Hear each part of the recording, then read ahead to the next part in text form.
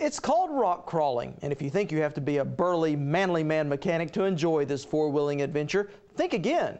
You can be an accountant, an engineer, or even a not-so-mild-mannered reporter. As our Kathy Holzenbeck shows us, this extreme sport is pumping some welcome dollars into rural Oklahoma. Rock crawling is an extreme form of off-road driving using vehicles, some that are highly modified and some straight off the showroom floor. The goal is to overcome road obstacles such as boulders, mudslides, and just about anything else the Oklahoma terrain can throw their way. When you look up a hill that you need to go up and has big rocks and it's challenging, it just gets my blood going, and it's really good to just try to see if you can make it up that hill or not. Participants tackle terrain that isn't accessible by any other means, other than by foot, and that would be a heck of a hike. They break vehicles, fix vehicles, and do it all over again. Everybody's broken down at least once. And when you break down, we saw it earlier, when you break down, everybody stops and everybody helps you. They're kind of like the Marines. There's nobody left behind. And no trash is left behind. If the club takes it in, members take it back out. We're extremely environmentally conscious. We take out what we bring in. We're very careful not to tear trails up or tear anything up. And if we see things that others have left behind, we pick those up and take them out as well. Club members say they also take pains to protect the environment.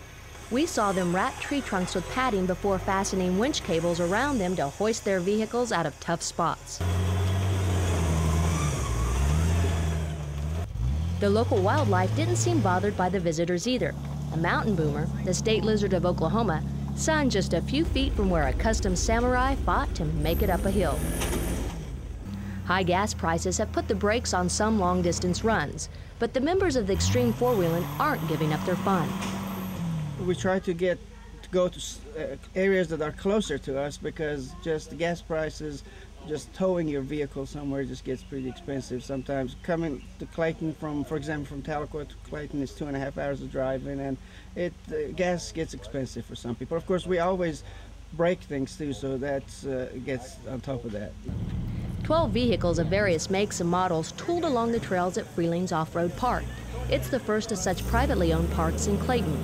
Members pay for the privilege of driving on private land, as well as eating in local restaurants and buying gas. Lots of gas. There are a lot of local businesses that benefit from the clubs coming from all over, about a 4-state area. And yes, it really pumps money into the local economy. The day I rode with the club, we made it up almost every hill we tried. If finesse didn't work, more gas often did.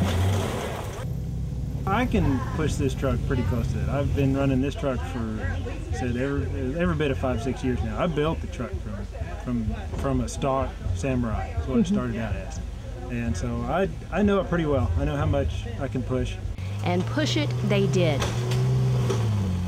While we probably won't rush out to buy a 4-wheel drive Jeep, we like our horses in the barn, not under the hood. We will remember the extremely beautiful country and the friends we made during our ride on the wild side. Well, you can read more about Kathy's wild ride in the September edition of Oklahoma Living.